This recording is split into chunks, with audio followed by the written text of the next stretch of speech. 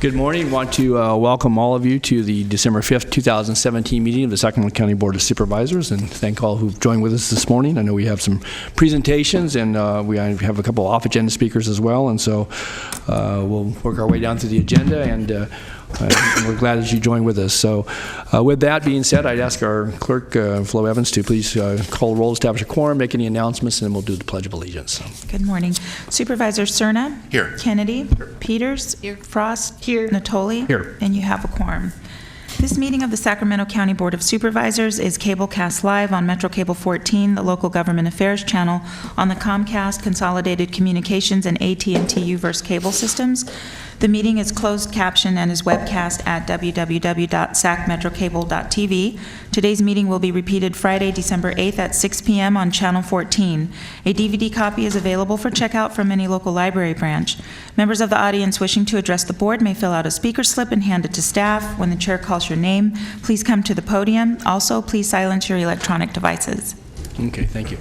Supervisor Frost, would you lead us in the Pledge of Allegiance, please?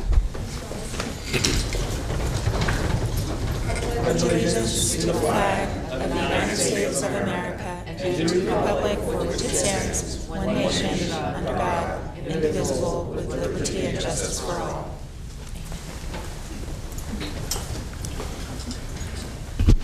Okay. With that, then, do we have any items to be continued?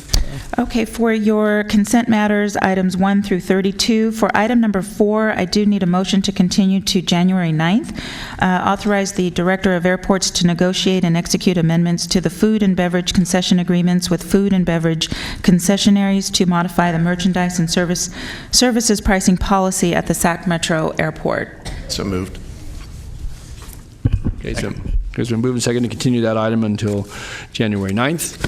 I didn't anybody sign up to speak on that item, so if nothing further, please vote. Unanimous vote. And that concludes the clerk's notes. Okay, with that, let me turn to my colleagues and start here. Ms. Peters?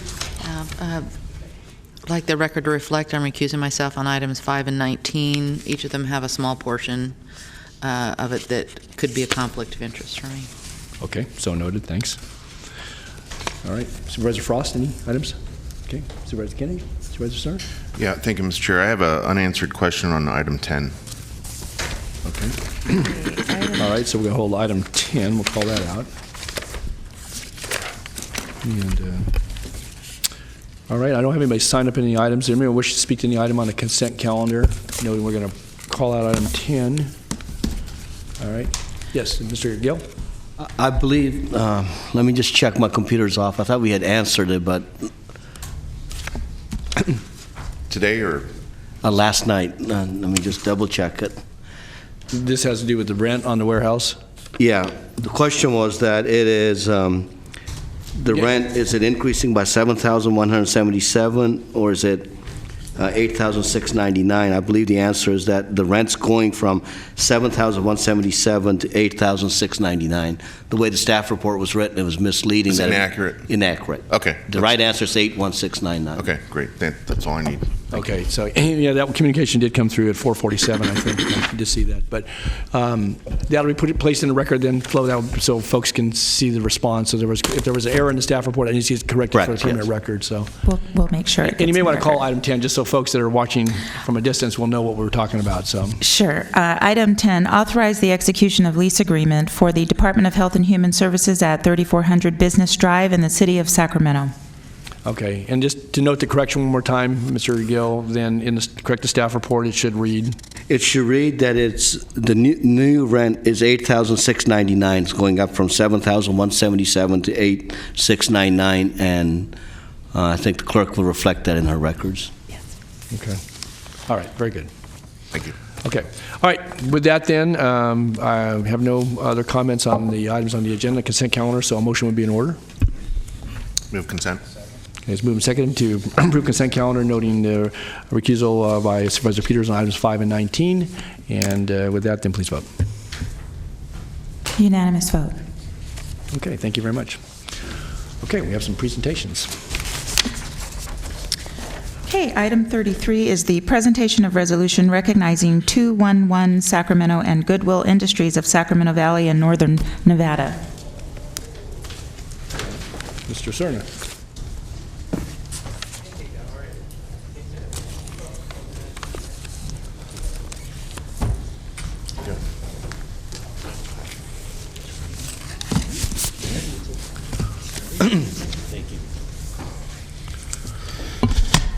Mr. Chair, members of the board, it's my honor to be before you today to recognize 211 Sacramento and Goodwill Industries of Sacramento Valley in northern Nevada.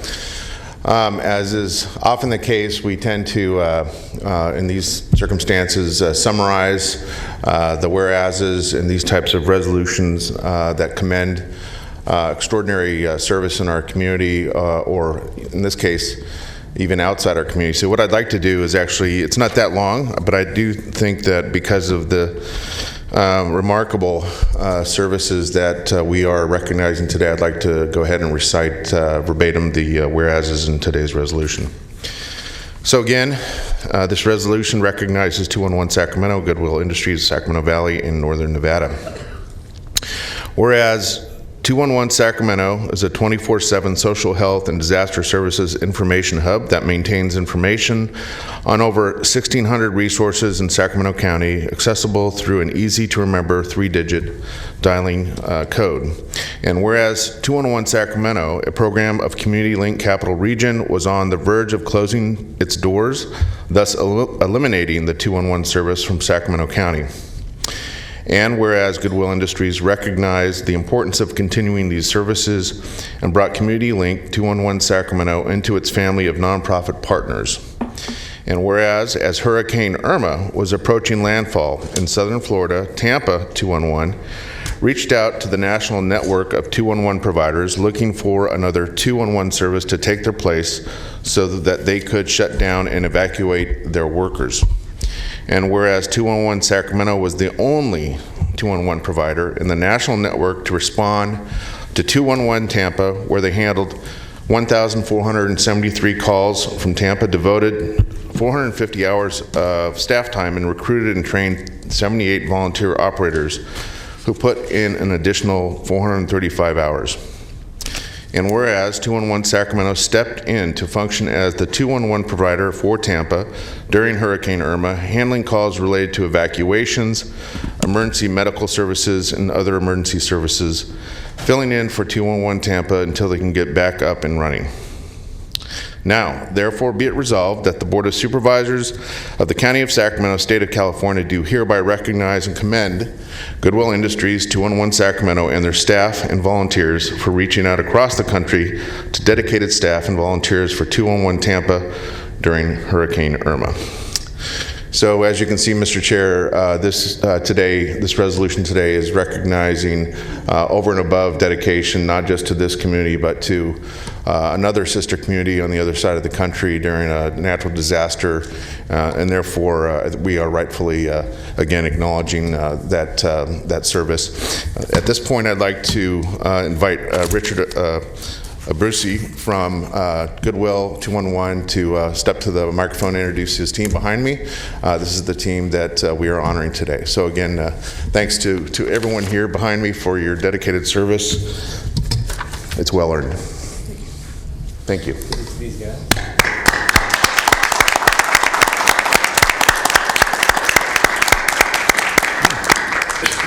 Thank you, Chair and members. To the left of me, we have our board member, Kip Johnson. To the left of him is Gabriel Kendall, who is our Director of Program Development and Community Relations. Caroline Chase, who is our Resource Specialist, and then Lori Simon, who is a Senior INR Specialist. So all of these folks were instrumental in us helping bring the call center standard up for 211 Tampa, and then to make sure that all of those citizens in Tampa Bay were able to call somebody and speak to a live person during time of disaster. So, and without the county's support, we would have not been able to do this either, so we wanted to reach out and say thank you for that as well. Bruce, I'm just curious on patching that over then. Logistically, obviously you can do the electronic part of it, but then, so were you able to use resources, people that were knowledgeable about the geography and so forth there, or was it all, you basically had to have maps? And I'm just curious about how it played out here and then made it responsive to folks there. So yeah, in a normal situation, we would have had some folks on the ground in Florida that we could use as resources.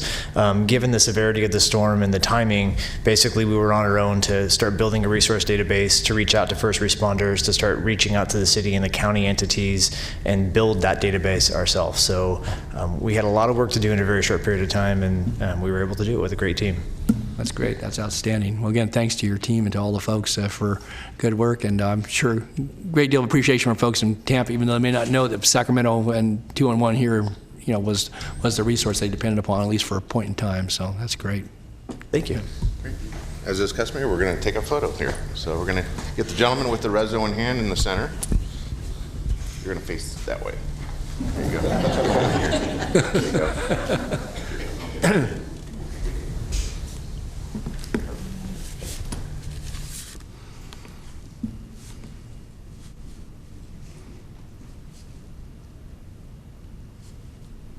Thanks again. Thank you. All right. Great, thanks again.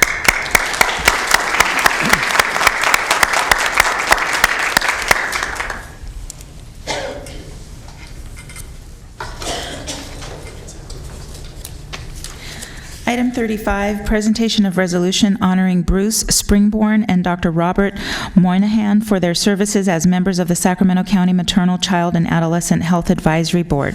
Okay, great.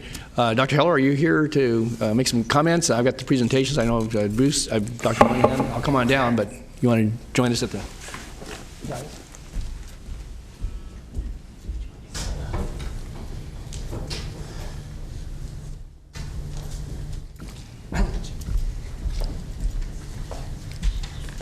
Do you want to make some introductory comments? No, I'm worried I'll say the same thing you will. So Oh, you okay, start. okay. Good morning. Bruce. Nice to meet you. Good to see you. Okay. We'll get an opportunity here in this moment to recognize two folks who cumulatively have well over 20 years of service on our Maternal, Child, and Adolescent Health Advisory Board. And come on, okay, get on the camera.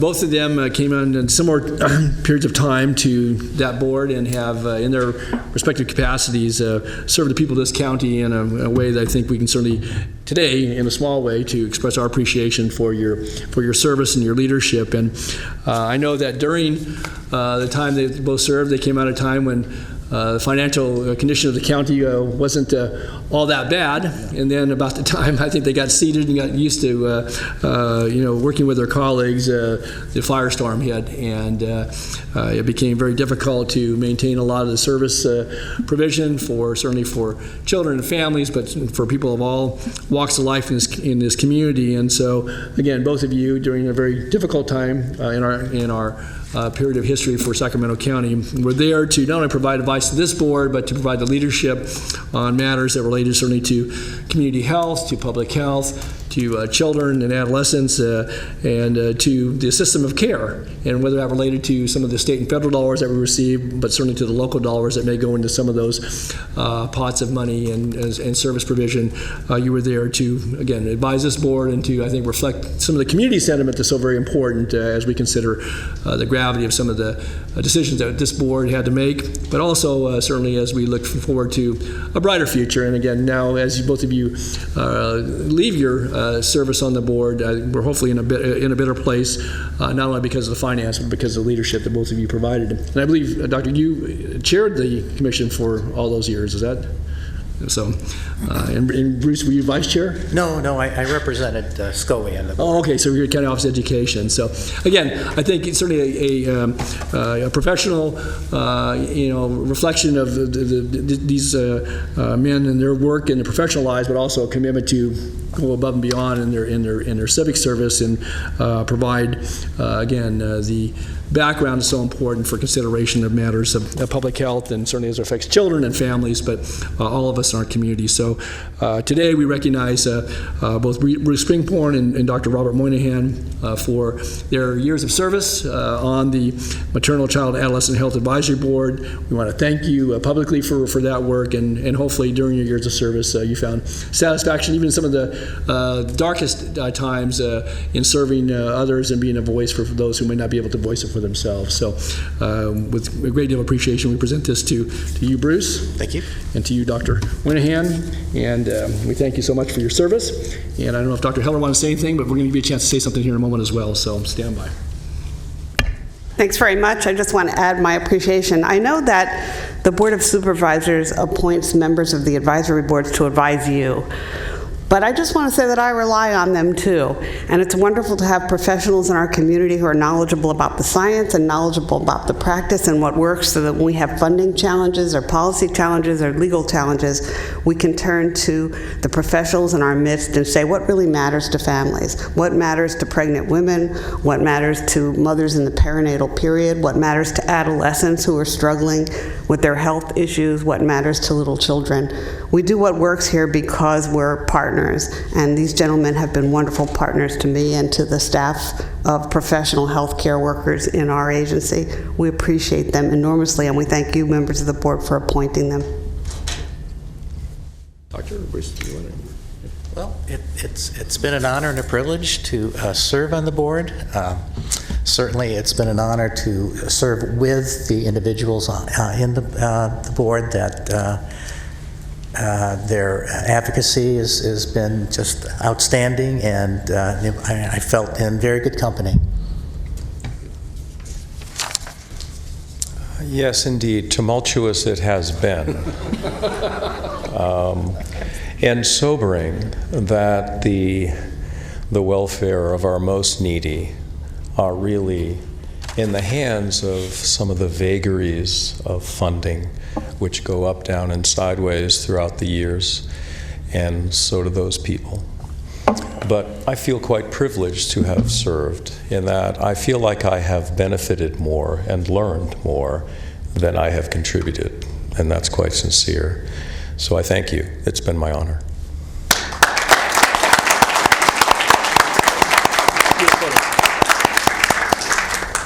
We put two of you in the middle and we'll book into with Dr. Hill. This is a Griffin Grant part. All right.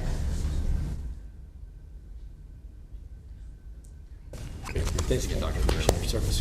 Best wishes to you. Thanks, Bruce. Best wishes to you. Thanks, good.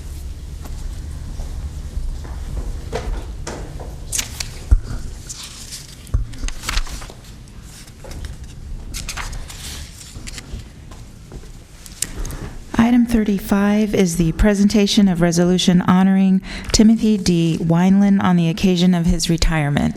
Okay, well, we invite Tim up and also our County Council, Robin Dravon, to make some open comments. We have a board resolution to present to him, but I know that Robin and some of his colleagues want to certainly express their thanks and appreciation to Tim. So, good morning, Tim. Good morning. Good morning, all.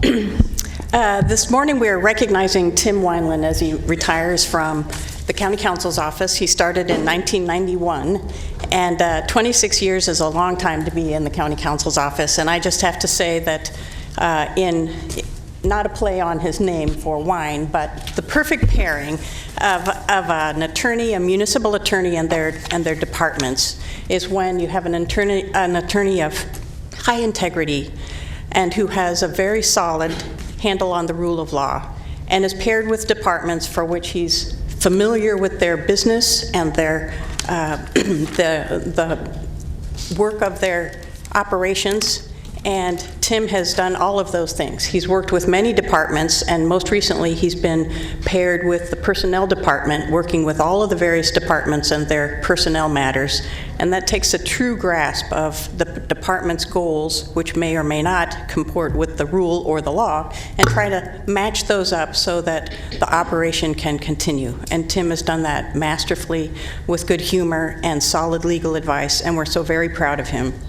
Tim's here today with his wife, Sally, and his mother, Sally, and we look forward to them having a very lovely time in retirement, doing their hobbies and their sports activities, and our office will very dearly miss his wealth of knowledge, both in law and in trivia, which is very useful in all of our social gatherings. We might have to buy a book now. And so with that, I invite Supervisor Natoli to present the resolution.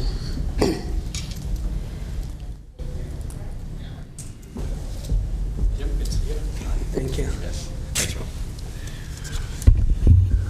Well, I think Robin certainly summed it up very well, and I think reflected upon not only your years of service, but who you are in a lot of ways, Tim, certainly professionally, but personally, and being a person of high integrity and certainly one who's committed to carrying out the duties and responsibilities, obviously, that come with the office that you occupied for now many, many years, and certainly the work that you did that served the people of this county in ways that oftentimes it was unknown to them. I mean, again, you worked very inconspicuously with the departments to provide that advice and counsel that was so very important for policy matters that come before this board, but just some of the day-to-day matters that are very important to a well-functioning operation, and one that provides for its employees, but for the people that it serves in a way that reflects adherence to the law, but also good judgment. And so all those things, again, are reflected, I think, in our sentiments here today and in the comments that Robin made in expressing our appreciation to you, certainly to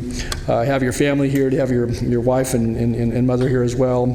I think is a real tribute to the fact that you had that love and support, both in the workplace, but certainly at home.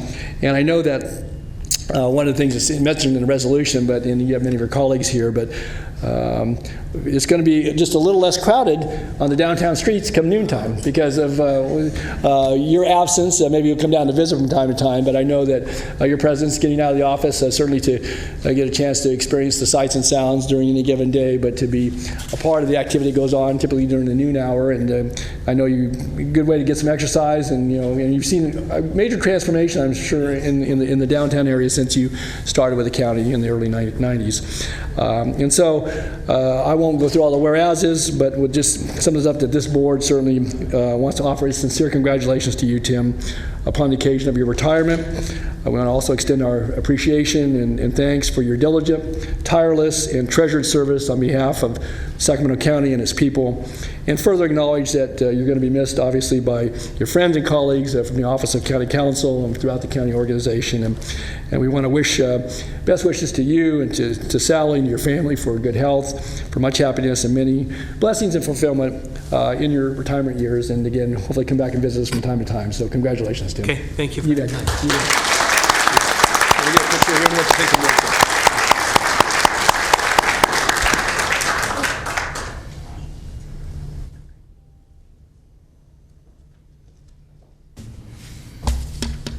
You can smile. Or not.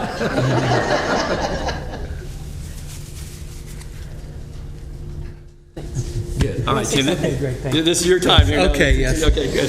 Well, thank you very much. It's been a great experience all these years, and I'll miss everybody, but it's, I decided I was ready to retire, so, and move on. So thank you very much. Thank you.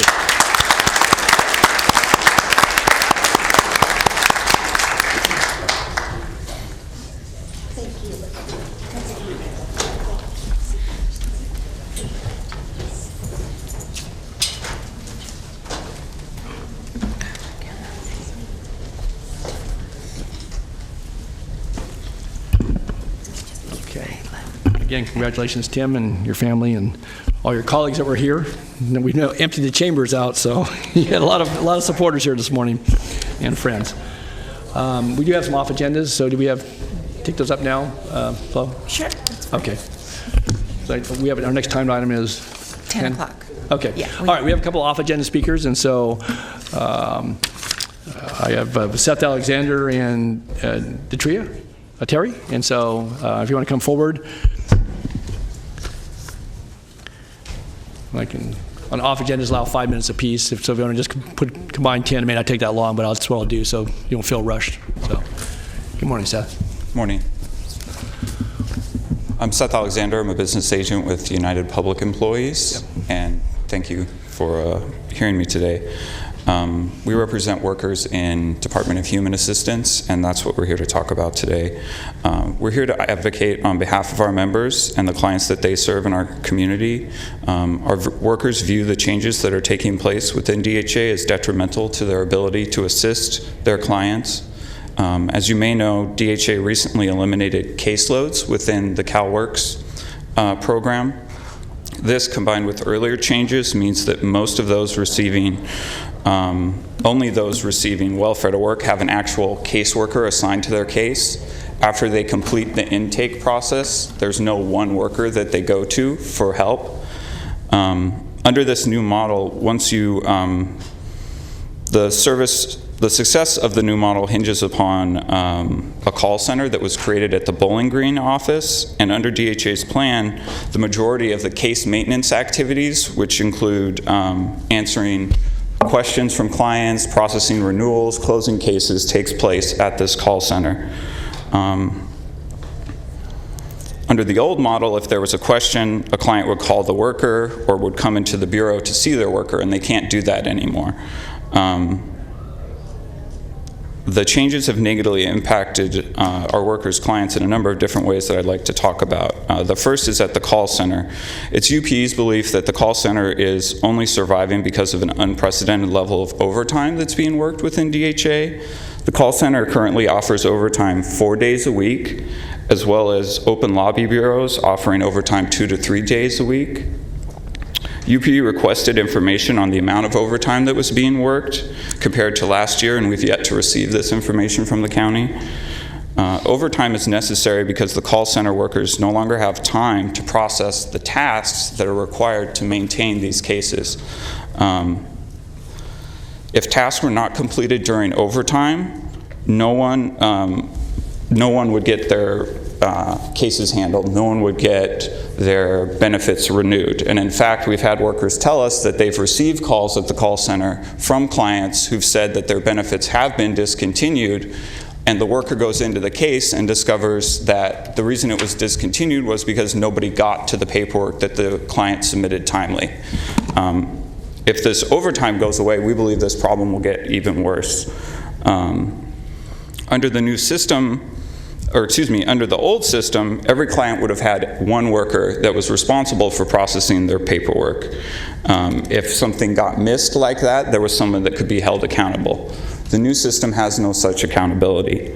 In fact, the department has stopped measuring the timeliness of the processing of SAR-7s, which is a critical measure of whether the department is processing renewal paperwork timely.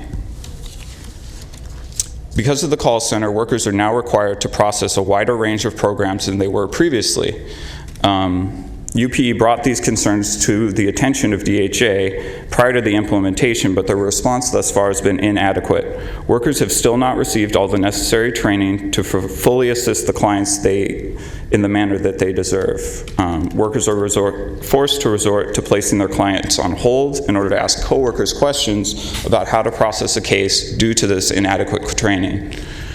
Prior to the launch of what's called SDR, UPE had an agreement with the county that 1 month after implementation, they would survey our workers for areas in which they needed assistance. When we met with them 1 month later, they'd made no progress on even putting that survey together. It went out just a couple weeks ago. It was supposed to go out in October.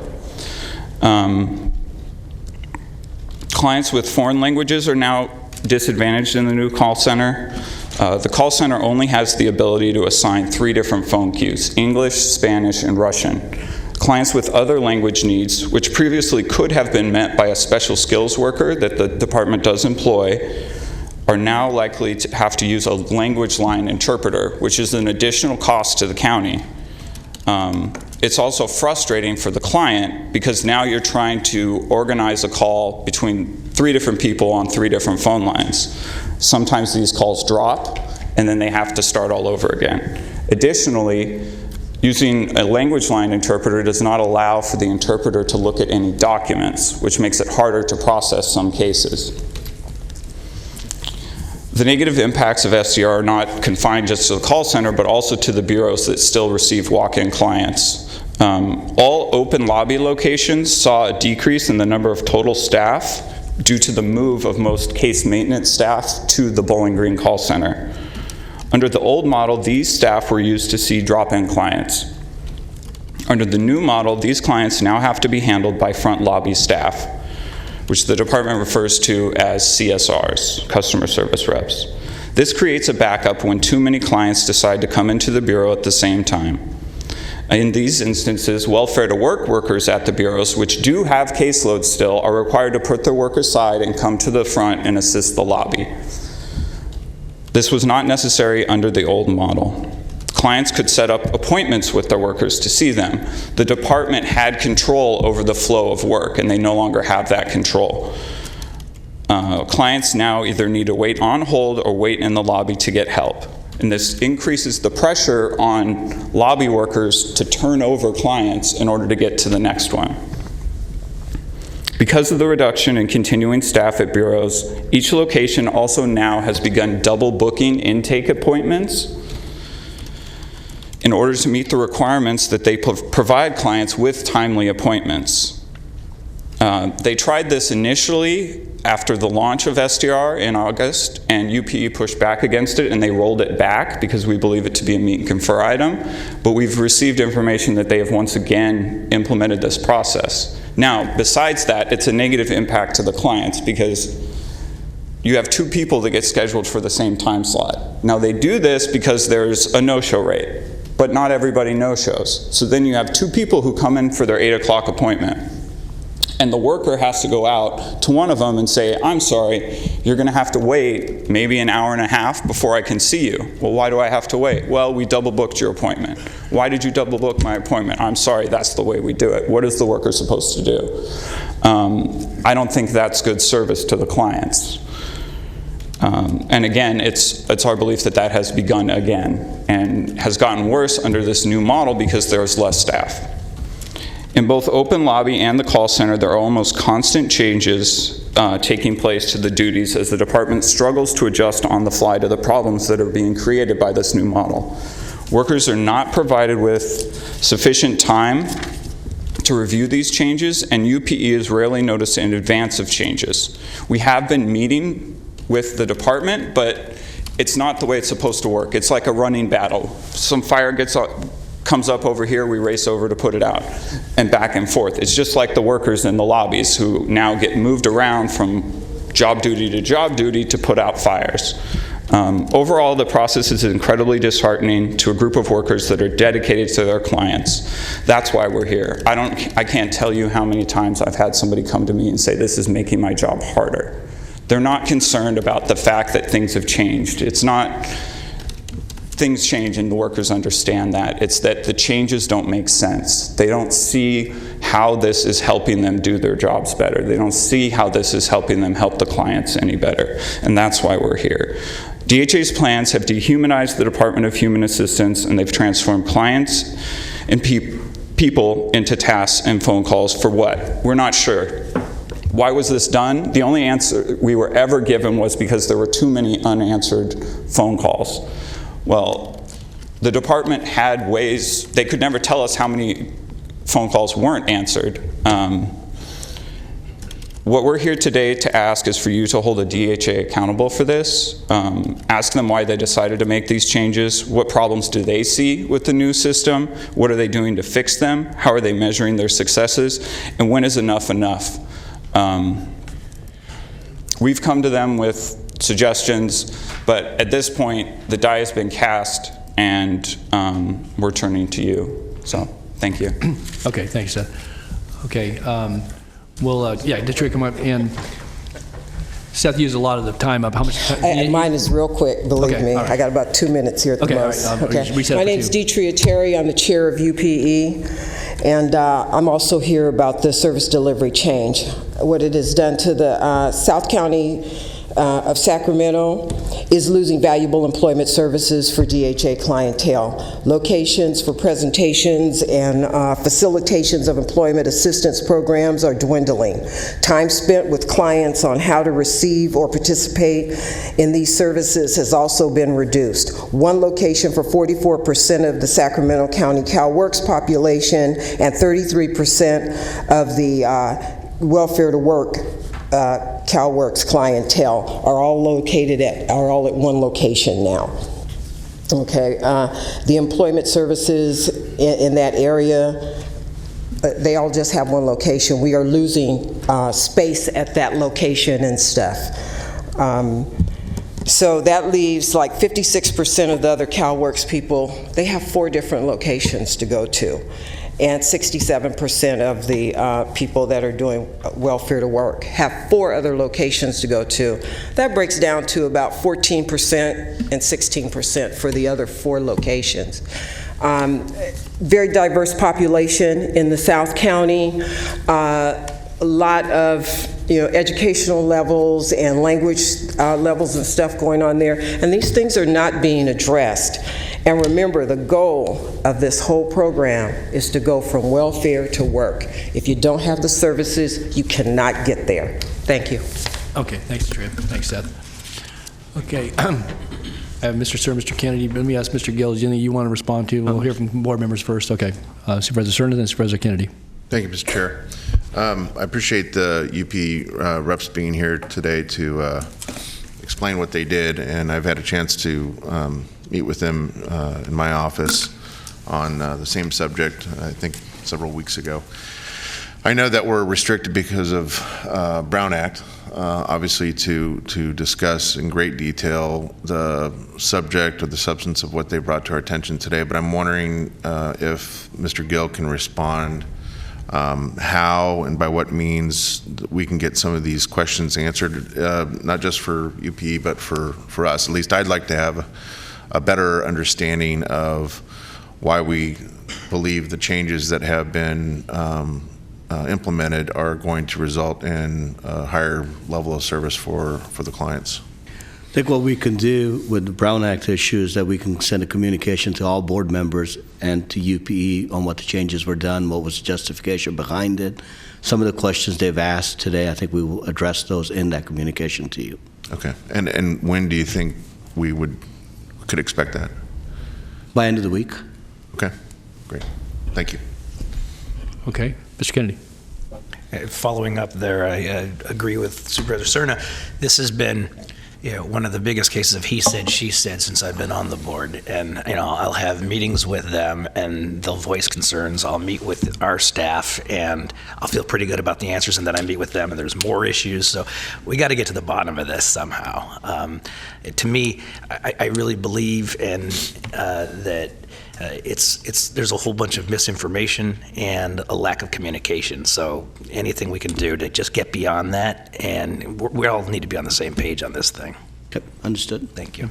I would just add that, I think in Seth in his comments said that, obviously people recognize that change will happen, and, if the intended result was to be better in our service delivery for the folks that we're serving, obviously the system exists because you have folks who are in various states of need and qualify for certain levels of benefits, and to, the whole idea is to hopefully assist folks in getting back to self-sufficiency, recognizing that there's a very diverse, I think it was said by Detria, that a diverse population we serve in this county with a tremendous amount of need.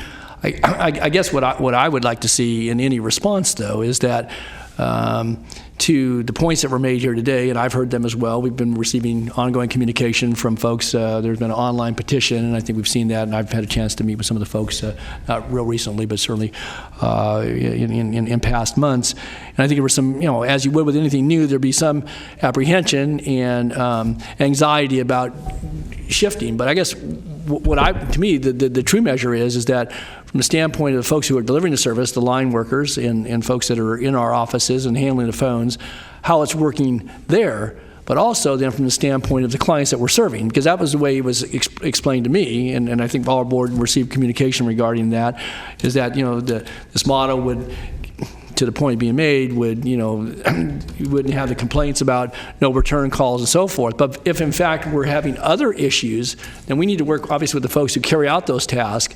But I think this board needs to be informed of it, because again, I think that a lot of those folks who may be going there for services or seeking out services and so forth are not necessarily the most empowered folks when it comes to calling their supervisor and complaining about, the long wait time in the lobby or whatever. And so I think, we hear that from workers, or we hear it from our administrative staff. If there are needs there relative to resources or staffing or changes that we made that really haven't played out the way we thought them, then we need to be able to recognize that and work with our workforce and certainly people we're serving. And so I'm very curious to see what we get in a report back, Nav, and very frankly, if in fact it's kind of to Supervisor Kennedy's point, kind of this they said, we said, then maybe it's appropriate that we have a discussion at this board. Again, this has been implemented obviously at a level within the department as appropriately should be. Obviously, I would imagine you've been kept in the loop about at least this generally. But if we get this level of concern expressed by our labor representatives, beyond anything that would be at the table relative to meet and confer, but certainly from a client standpoint, then I guess I would like to know that. I would hope that my colleagues would as well. So I think that needs to be a part embodied here about not just customer satisfaction, but wait times, how we're able to serve folks, and if in fact they're accessing services. Because that was one of the complaints I heard from folks very early on when we were talking about redesign, a year and a half ago, is that you were going to shut some doors, and yet we were arguing that we were opening doors for folks to access those services. And so if it's not playing out the way we hoped it would, and again, I know, Paul, obviously you could probably respond to some of this, but again, I would like to know that. I think we all want to know that. We need to make those adjustments. And so I don't know, maybe it's too early to tell, but we've been in this now for 3 or 4 months, and so we probably should have some idea how things are working. So, good. Okay. All right. Any other comments or questions? Okay. All right, so we would expect that we'll be getting a report back. There'll probably be some communication back and forth. And thank you, Seth and Detria, for being here on behalf of obviously many of your colleagues in the department. So, okay. All right. That's the off-agenda item. We thank our speakers for being here, and then we'll move back to our regular agenda. So. Okay. Item 36 is the Johnson Property Subdivision, a time extension to extend the expiration date for 5 years for a previously approved vesting tentative subdivision map in the RD7 zoning district for a property located at 7396 Bradshaw Road in the Vineyard community. The environmental document is a prior mitigated negative declaration. Good morning, members of the board. Leanne Moffett, your planning director, and I do have a short PowerPoint on this item. All right. As indicated, this is the Johnson property subdivision time extension for a vesting map. The site is at 7396 Bradshaw Road, on the west side of Bradshaw Road, about a half-mile north of Gerber in the Vineyard community. The request is for an additional 5-year time extension of the map, and the original map as approved before you today would allow for 40 lots on about 9.5 acres. The site was already rezoned back in 2007 to RD7, and that rezone is in effect. This graphic shows the subdivision map, Exhibit X, on your right. Immediately to the north in the aerial in the center, the green, is the adjacent Bradshaw Ranch Golf Course to the north. And there's a photo of the site there. As I indicated, the map was originally approved in May of 2007. It was subject to several state-allowed automatic extensions and is now here before your board for an additional 5-year extension.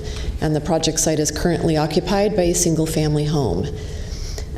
We would continue the original conditions of approval.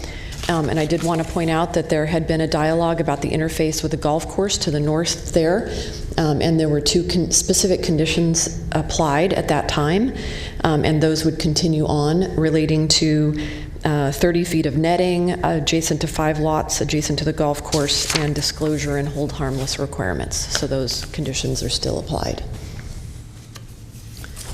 The Vineyard Community Planning Advisory Council has recommended approval on a 6-0 vote, and the Planning Commission is recommending approval on a 5-0 vote. So this recommended actions before you are listed on the bottom of the slide, related to recognizing the Environmental Coordinator memo, approving the 5-year extension, and recognizing the previously adopted mitigation monitoring reporting program. Thank you, Leanne. I know we have a member of the Johnson family in the audience today, but I guess if we have any questions or any matters they'd like to see further addressed. I do want to ask a more general question as it relates to, I think, why some of the smaller maps are still struggling to come forward, and that relates to I think the update of the North Vineyard Station, and obviously the Vineyard Springs and Florham Vineyard Gap, and the coalescing of those planning areas as it relates to fees and to some of the triggers. That has been in the works. And again, I've had conversations with Bob Davidson and certainly Mike Penrose, and I know Leanne, you've probably been kept apprised of those as well. Planning has a role. And I guess my question is when can we expect that we're going to, again, from a policy perspective, it's going to see before this board the discussion that needs to happen. I recognize there are landowners and there's developers and there's others that are involved in this, but that has been for a map of this sort where you have 40 lots or less, to try to process with some of those triggers that have either been hit or going to be hit, where again, those were certainly put in place by this board and going through that process of review for the specific plan areas. But I think it's still incumbent upon us, because we had conversations about this specific one prior to its expiration. I know I met with representatives of the Johnson family and planning and our infrastructure section on this, and there's just some hurdles there that the smaller maps are not going to be able to overcome, even in 5 years, if we haven't figured this out. And so again, I know people have been working on it, but I would, I guess the expectation to my question is that we can get an answer is it first quarter of 18 we're going to likely see this? And I know there are moving parts as it relates to other fee components, parks and maybe others, but the road component and the drainage, I think, are the 2 that obviously are the biggest, but probably road more than anything else, where those triggers are. So I guess my question is that do you have any idea when we would? Well, I'm not sure I can give you the specific answer of a date. I do know. No, I'm just saying a general time frame. Yeah, we are. There is a group of individuals who are very actively focused on this vineyard community and trying to figure out how to deal with the financing and fee and trigger issues, trying to move that forward. I have to get back to you on the specific time frame that would. Okay, because again, when I see a map that was approved, and again, there was a lot of discussion between the interface between the golf course and the adjoining properties and so forth, but approved, more than 10 years ago. And again, obviously we've gone through a recession and such, and then other activities occurred in that setting, and then we have currently in place requirements for triggers and so forth. I see Mike Penrose just entered the room as well. That, when is it though that, because some of these folks, again, focused or not, they don't have the wherewithal to necessarily have an engineer who's going to track this for them all the time and so forth, and so they sit a bit in limbo. Not that we don't recognize there's a general issue, and so I don't know.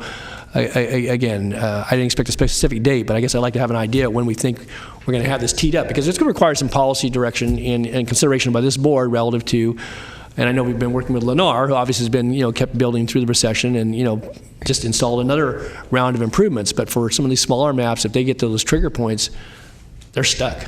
And so, Mike, maybe we can add anything to the conversation. I may have got bits and pieces you're working down here, but I am curious. Again, I'm prepared to act on this morning, but I just want to know kind of where we are, because this one calls to mind conversations we had over the last year and a half with representatives of the Johnson family about trying to keep their map alive and whether they can actually go forward, and what level of contribution we require for particularly the transportation component, which is not unimportant by any means. And I recognize the obligation we have to dealing with roadway construction, hopefully concurrent with development, and that we don't get ourselves in a place where we're seeing congestion or safety issues out there. But I don't know if there's anything you can add, kind of where we are timing-wise on the bigger question of this. Yeah, so Supervisor Natoli, I'm sorry I didn't hear all of the conversation, but I do know this specific location and the trigger transportation-related issues.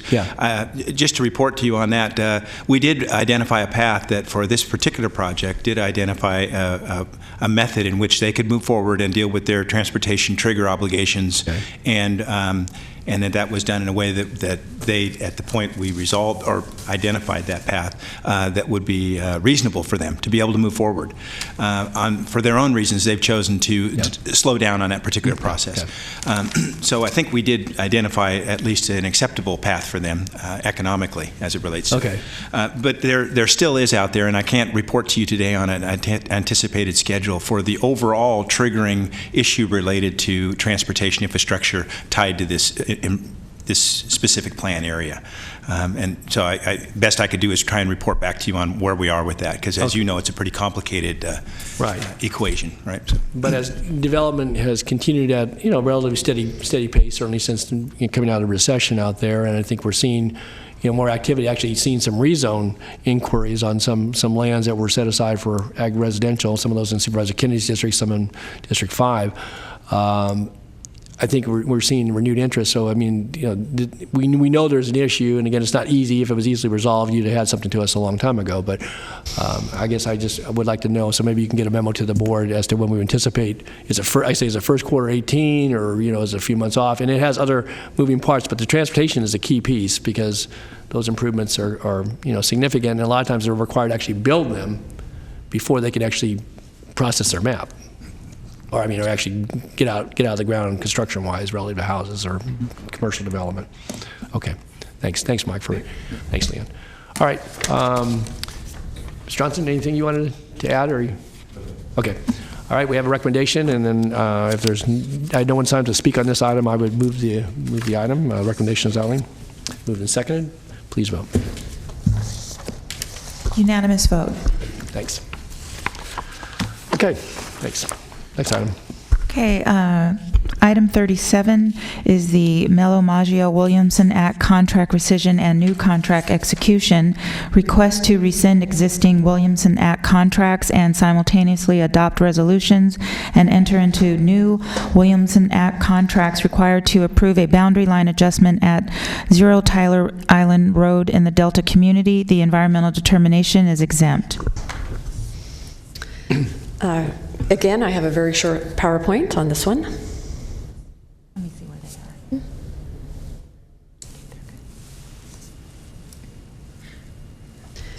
All right, so again, the location is on the west side of Tyler Island Road, approximately 2 miles northeast of Bridge Road and Tyler Island Road in the Delta community.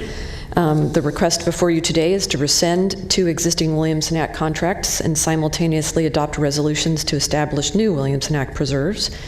And this is really in order to facilitate boundary line adjustment that would otherwise be done at the staff level, but the Williamson Acts are required to go before the board. The boundary line adjustment will shift the common property line between the two parcels to follow a drainage feature. The resulting parcels remain essentially their exact same size. This is the boundary line adjustment map. Essentially a little bit hard to see, but the current boundary line is the more zigzaggy line in the middle there. And that will be straightened out, and the parcels will remain the same size. So we do believe that the findings in government code can be made, and so therefore we are recommending approval with the actions listed on the slide here. Okay. Any questions of Leanna? If not, I don't see any representative of the applicant here, but it seems to make complete sense, so I would, if there are no further questions, move the item. Second. Okay, moved and seconded. Oh, and our clerk stepped away just for a second, so get the vote. I don't think.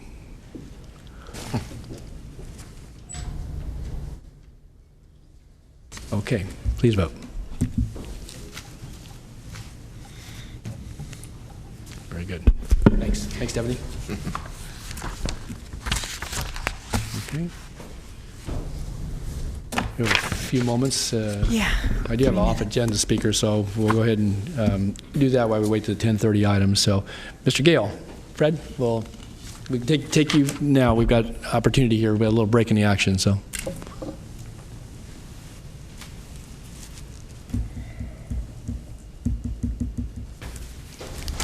Good morning, Fred. Good morning. Frederick Gale, 7336 Furlong Way, North Highlands, resident since June of '68. I want to talk about just a portion of child death, Afro-American kids. And what would be a desirable ratio of deaths? Is that problem something so difficult that we can't, solve or whatever?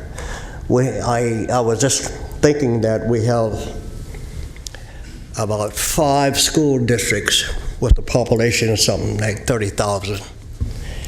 Can't the message get out there? We're missing something from our health department and teaching people how to take care of newborns and what have you. I was born in one of the poorest countries, not countries, states, in these 48 at that time and 50 later on. We had an epidemic of syphilis, and we were able to solve that one. And also, we solved paralysis in children. When FDR was president, was one of those, and we did that. Are we using the wrong approach to do that? For the last 5 or 6 years I've looked at where that subject has come up, and something doesn't seem to be moving or change. Do we have the wrong committee?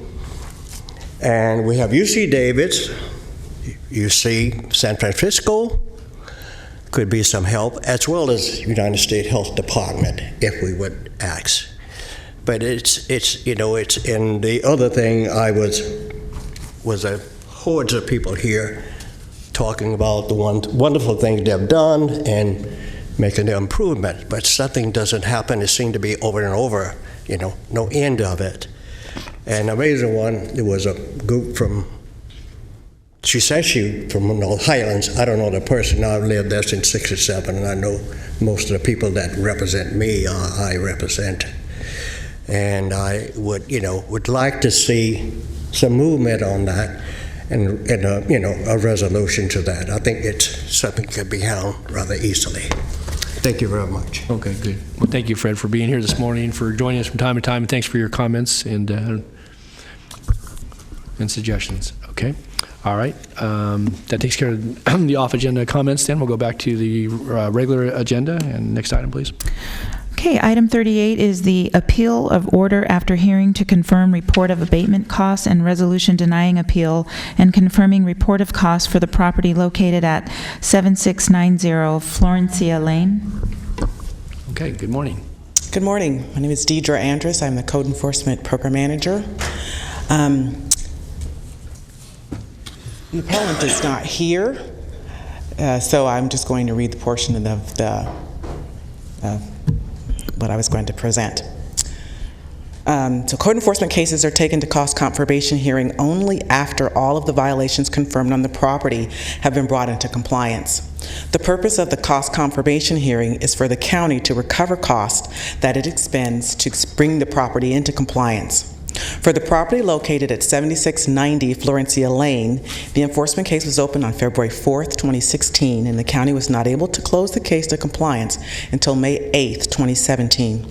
It took the county 15 months, 12 inspections, and a nuisance hearing before Mr. Sharma brought the property into substantial compliance with county code.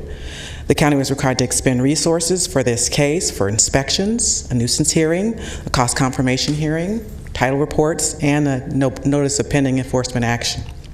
The property owner is responsible to maintain his property in compliance with county code. Since Mr. Sharma took over a year to bring the property into compliance, he continued to accrue charges. He also elected not to pay fees associated with the enforcement activity, which required the county to take him to cost confirmation hearing. The county incurred $4,092.17 in hard costs to bring this property into compliance and is asking that the board deny this appeal and require Mr. Sharma to repay the county for the funds it expended to bring this property into compliance. Okay, thanks, Deidre. Just a question. So Mr. Sharma received notice of this. Obviously, he filed the appeal, but he received notice of this? Yes, he did. The clerk of the board, the appeal submitted to the clerk of the board, and so we send a certified letter to. Yes, we did. Okay, all right, good. Because I think there are some other cases pending. Does he not have some other appeals pending as well, or is this the only one? This is the only one for Mr. Sharma. For Mr. Sharma, correct. Okay. There's several others. Okay, maybe other ones. Okay. All right, well, let me, one more time, in case he's coming in the building. We are on the appeal for confirmation of abatement costs at 7690 Florencia Lane. And Mr. Sharma, I see no one in the audience. So we do have the staff recommendation to confirm the amount and deny the appeal. Move staff recommendation. All right. All right, it's moved and seconded, and nothing further, then please vote. Unanimous vote. Thank you, Deidre. Thank you. Okay. Our next item is 11 a.m., so we will have a break. We have any appointments that we need to do? Yeah. Okay. Okay, that would be item 46 for your appointments.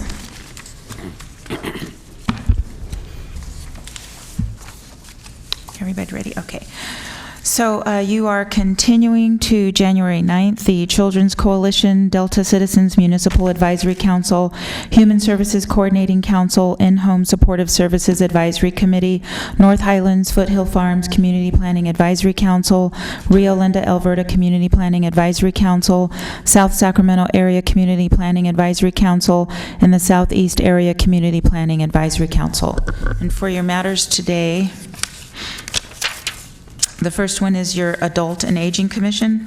Okay. The chiefs have interviewed and recommended reappointment of Sylvia Molina, the incumbent, and continue remainder to January 23rd, 2018. Okay. American River Parkway Advisory Committee. I'd like to nominate YK Shalom. That was a shortened to the legal name. Okay. The Assessment Appeals Board. Okay. Again, chiefs have interviewed and they were recommending that we reappoint the incumbent Manaz Kazari and continue the remainder to January 23rd, 2018. Okay, and then we have the Cemetery Advisory Commission. District 2 and District 3. Mr. Kennedy. On the Cemetery Advisory Commission, I have a note that you are making a recommendation to appoint Stephen Cattle or Cadle. Cadle. Yes. Move to appoint Stephen Cadle. Thank you. Okay. Let me just double check that. Yep. And then Supervisor Peters. I'd like to reappoint Bob LaPierre. Okay. That's it for that one. County Service Area 4B, Slough House, Wilton, Consumnes. I think I mispronounced his last name, but I'm not sure what the correct pronunciation is. Perrier. Perrier. Perrier. Dr. Bob. Okay. County Service Area 4B, Gary Soto, re-nominate him in comment. Okay. Next is the Developmental Disabilities Planning and Advisory Council. Okay, we have no applicants apparently for the seat set aside for parents, so we'll need to do a little more recruitment there, but it is a recommended reappointment of Stephen Andrews for a professional seat, and then continue the remainder until January 23rd, 2018. That's what I have. Equal Employment Opportunity Advisory Committee. Interviews have been conducted by the Chiefs of Staff and recommending for the citizen seat on the EEO Advisory Committee, Amar Shergill. And then we have Maternal, Child, and Adolescent Health Advisory Board. Okay, we recognize some of our outgoing members this morning, so we have some folks for reappointment. Rebecca Lewis, and Catherine Andrew, both incumbents, recommended by Chiefs, and then we also have an interview pending, I guess, later this week for one of the applicants for one of the seats. So we'll continue that seat till December 12th, next Tuesday. Sacramento County Alcohol and Drug Advisory Board. Okay, no applicants for the public student representative seat. For the technical representative, is recommended by the Chiefs, Andrew Mendonca. And for the technical representative, there's an interview pending. Again, continue that one for 1 week to December 12th. And then for the public representative, Melinda Avey, incumbent, recommend reappointment, nominate. And then we have Sacramento County Mental Health Board, Supervisor Kennedy. Continue to January 9th. Okay. And then Supervisor Peters. I'd like to reappoint David Lopez as a public interest representative. Okay. And then we have Sacramento County Treasury Oversight Committee, Supervisor Cerna. Please continue to January 9th. And then we have Sheriff's Outreach Community Advisory Board, Supervisor Peters. Please continue to December 12th. Okay. And then that concludes your nominations. Okay, we've got about 22 minutes till next item, so we will stand in recess until 11 o'clock, and we'll return for the remaining portion of the morning agenda at that time.